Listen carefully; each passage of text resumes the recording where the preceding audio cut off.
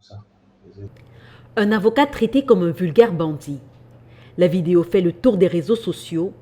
On y voit Maître Richard Tanfon, avocat au barreau du Cameroun, malmené par des éléments des forces de l'ordre. Si moi, avocat, je subis ce genre de traitement, je m'imagine un peu ce que le citoyen lambda peut subir. Si déjà le citoyen me prend comme refuge, j'ai été humilié en tant qu'avocat, vous pensez que quelle image j'aurais encore devant ces personnes qui m'ont vu ou bien cette dame qui savait que non, elle avait son avocat qui pouvait la défendre. Les faits se déroulent ce 27 novembre 2024 au quartier d'Aubois Bonabéry, dans le 4e arrondissement de la ville de Douala. Hier, quand j'arrivais ici, j'avais tellement mal sur la tête et le cou parce qu'ils m'ont roué des coups de poing, ils m'ont piétiné, comme vous pouvez le constater, parce que j'ai aussi vu ça sur les réseaux sociaux. Donc, mais on m'a donné quand même une perfusion hier, parce que ce matin, je parlais à bouger mon cou et je me sens un peu plus mieux. Selon l'avocat, le colonel commandant de la Légion de gendarmerie du littoral lui a rendu visite à l'hôpital ce 27 novembre afin de lui présenter des excuses au nom du corps qu'il représente.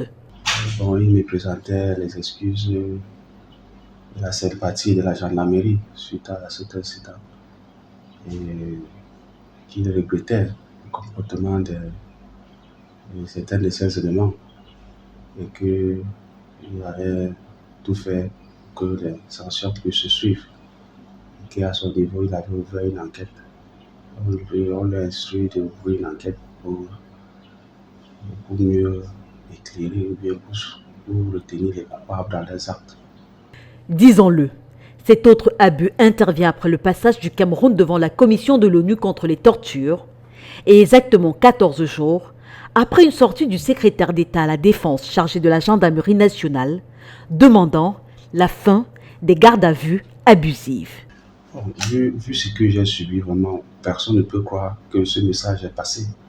Parce que qu'est-ce qui peut expliquer le fait que je me suis présenté en qualité d'avocat pour défendre quelqu'un? Si elle avait même commis un crime, ou je ne sais pas quelle infraction, je pense quand même que rien que ma présence là devait au moins le permettre d'avoir une certaine retenue. Si c'était une convocation qui se venait pour servir, qu'ils servent la convocation et qu'ils partent. Et si c'était même un mandat qu'ils avaient, qu'ils me montrent le mandat, mais il n'y avait pas de mandat. Comment est-ce que la convocation se transforme directement en mandat d'amener? Et quand j'essaie donc d'expliquer cela à ma cliente, ça devient un problème personnel, comme si je les connaissait avant, ou bien comme s'ils me connaissaient. Donc moi je pense que ce message, vraiment, il faut que le ministre secrétaire d'État à la Défense, chargé de la gendarmerie, puisse encore taper le poing sur la table. Il y a eu le cas Longuet, l'agression des avocats d'expression anglaise en 2016. Aujourd'hui, c'est Maître Richard Tanfon.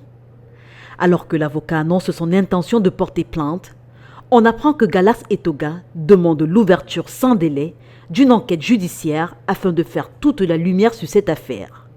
Résultat de l'enquête attendu dans les 72 heures qui suivent. J'ai fait.